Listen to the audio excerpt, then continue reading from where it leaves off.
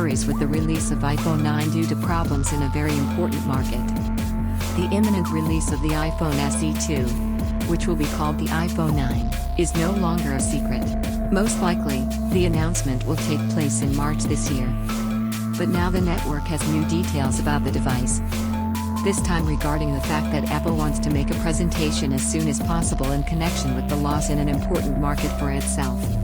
If you believe the data from Chinese sources, then right now the iPhone testing process has already been completed, and at the moment Apple is busy choosing the time window within which the product will be launched. Most likely, it will be March.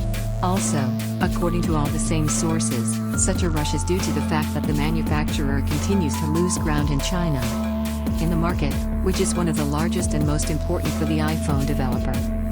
And precisely because of problems in China with the iPhone 9, the company is targeting the market of India and other developing countries.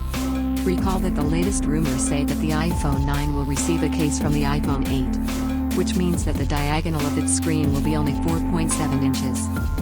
The Touch ID fingerprint scanner will be located on the lock button, and the back panel will be made of unknown matte material, most likely glass. The minimum version with 64 GB of permanent memory will be priced at $399.